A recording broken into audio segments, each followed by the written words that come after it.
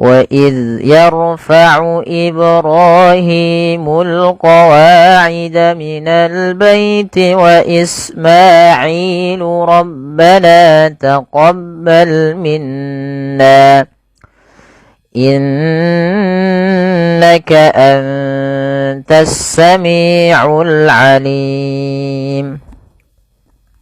Baik, kita perhatikan kembali pada pelafalan wa idz yarfa'u Ibrahim. Pada pelafalan huruf zal yang sukun, tanda sukun adalah tanda yang berbentuk seperti ini. Ini namanya huruf sukun atau kita kenal dengan huruf yang mati. Apabila ada huruf zal mati, maka tidak boleh mantul, tidak mantul. Banyak yang terjadi kesalahan adalah memantulkan zalnya. Wa idz yar, wa idz yar, wa idz yar, ya. Wa idz, dan banyak yang memantulkan. Itu terjadi beberapa di antara kita dalam membaca huruf zal ketika sukun. Kemudian pada lafal yarfa'u Ibrahimu, tebalkan huruf ro-nya karena huruf ro sukun didahului fathah. Itu adalah kondisi dia salah satu 14 huruf 14 kondisi ro dibaca dengan tebal, yaitu yarfa'u apabila ada huruf ro sukun didahului dengan fathah atau dhammah. Kemudian Ibrahimul qawaidah, pada lafal ibra pantulkan huruf ba pada lafal kata Ibrahim, karena pada lafal ba tersebut ada bacaan qalqalah, yaitu memantul. Ibrahimu, Ibrahimu. Panjang ro dan hi harus sama, kedua-duanya hukum tajwidnya mad tabi'i, fathah bertemu alif, kasrah bertemu ya, seperti ini. Ini tanda ini teman-teman, ini adalah ya kecil, ya, kalau kita istilahkan ini adalah ya kecil.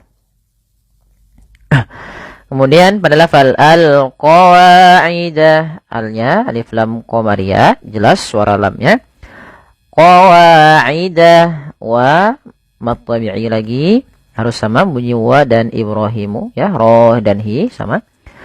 Minal baiti, alif lam lagi, alif lam qamariyah, lamnya dibaca dengan jelas.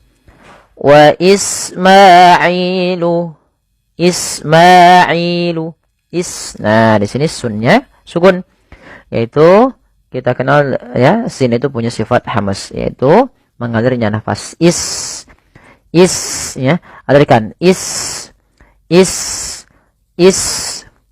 Wa Ismaila, hati-hati jangan dibaca dengan wa is, jangan dibaca dengan sa, ya, tapi sin.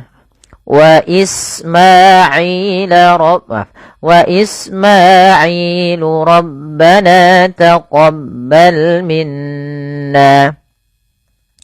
Rabbana mad tabi'i, nunnya berharakat 2, rabbana, ya, tapi jangan terlalu panjang dalam pelafalan mad tabi'i. Yang kami ingin sampaikan ketika mad tabi'i itu jangan terlalu panjang, jangan rabbana taqabbal. Nah, itu kepanjangan. Ya, cukup bagaimana 2 harakat, yaitu kadar 2 harakat saja. Rabbana taqabbal minna. Kemudian pada lafal minna ada bacaan gunnah, yaitu berupa huruf nun yang berharakat tasydid. Apabila ada huruf nun berharakat tasydid, maka dibaca dengan bacaan gunnah. Cara membacanya menahan suara bunyi n-nya. Nah, kalau kita wakaf di sini, ini tanda wakaf boleh, ya, boleh wakaf gitu, ya, pada lafal shad. Tapi ahsannya lebih bagus kita lanjutkan. Tapi nggak mengapa. Kalau kita wakaf maka cukup 2 harokat. Apabila kita lanjut pada lafal ini, yaitu maka na-nya dipanjangkan sepanjang 4 harokat, maka menjadi Rabbana taqabbal minna innaka. Dan ini berubah menjadi hukum tajwidnya, yaitu mad jaiz munfasil, yaitu panjangnya 4 atau 5 harokat kalau kita wasol.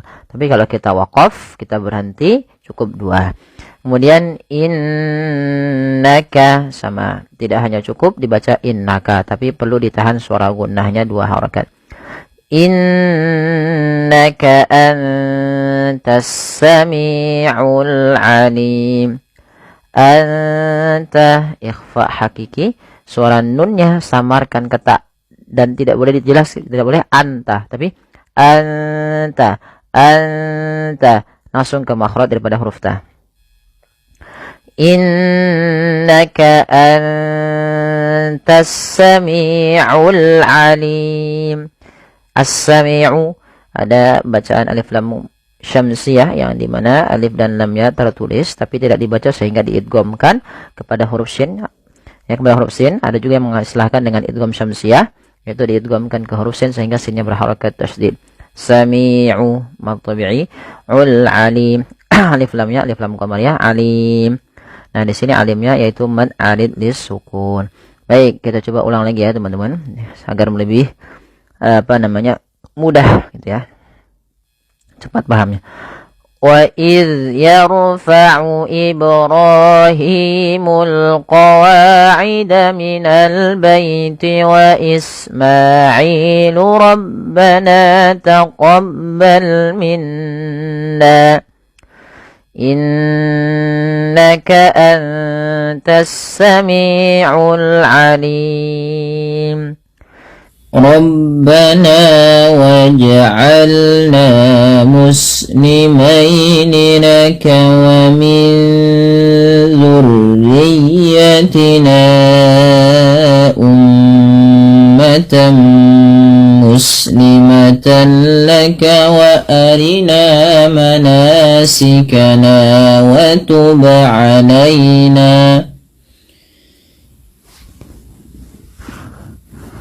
إنك أنت التواب الرحيم.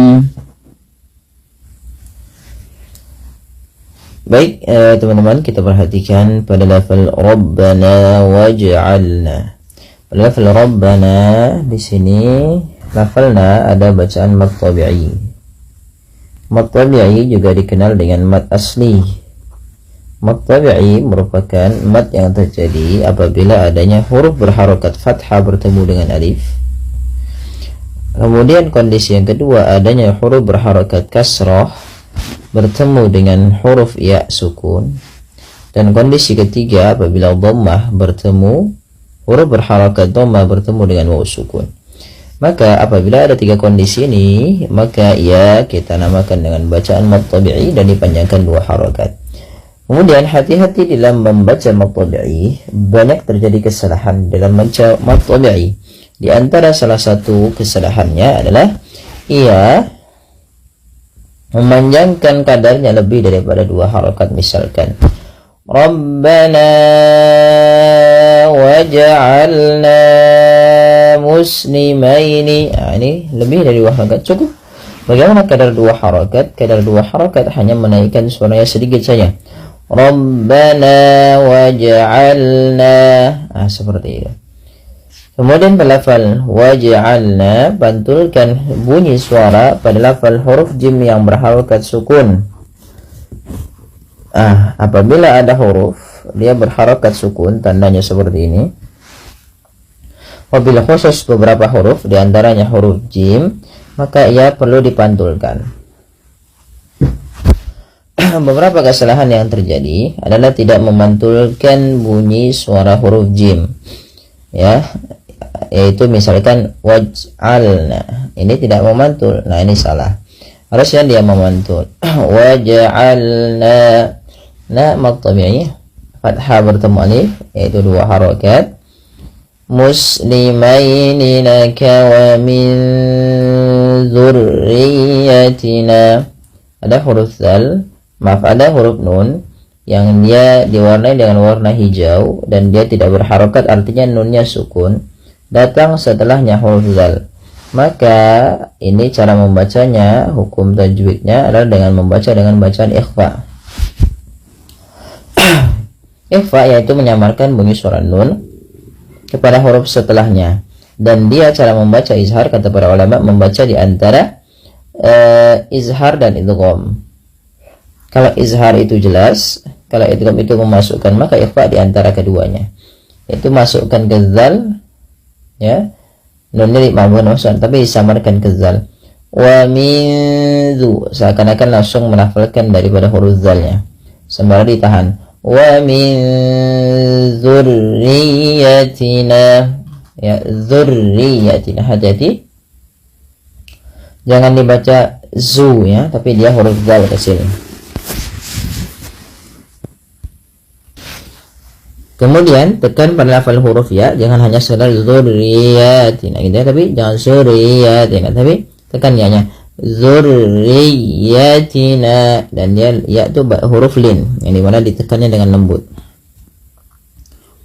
Kemudian panjangkan lafal la ummatan muslimah. Kenapa dipanjangkan di sini? Karena dia ada tanda yang seperti ini, dan ya adanya mad tabi'i bertemu dengan hamzah.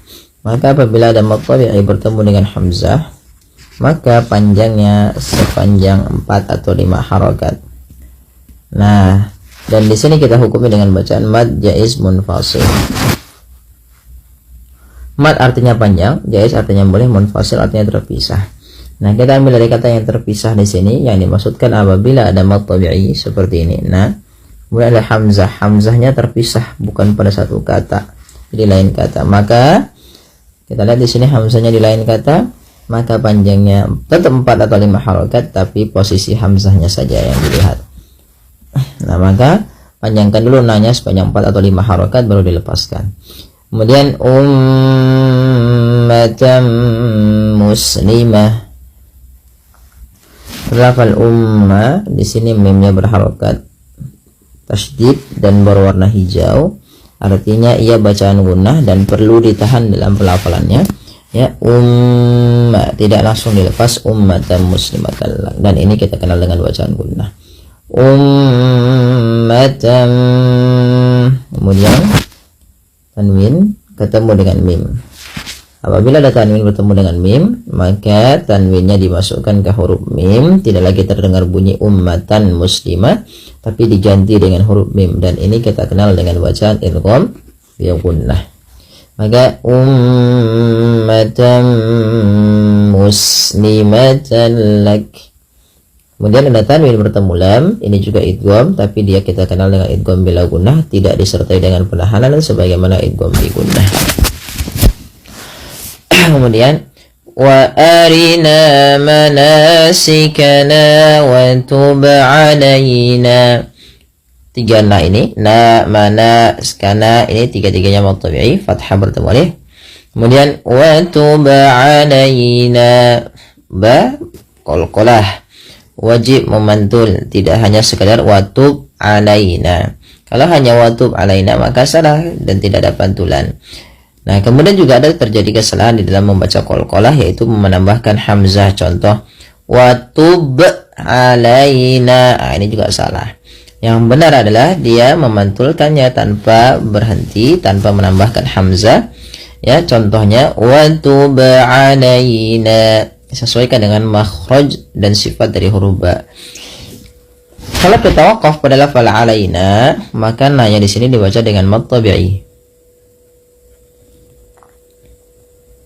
Tapi bila kita sambung nanya wa tub alaina innaka, maka ia menjadi mad jaiz munfasil, yang dimana dipanjangkan nanya sepanjang 4 atau 5 harokat. Ya, tinggal tergantung kita mau waqaf atau kita mau wasal. Kalau wasal dibaca dengan mad jaiz munfasil, kalau berhenti dibaca dengan mad tabi'i. Kemudian innaka, nunnya berharokat tasydid lagi.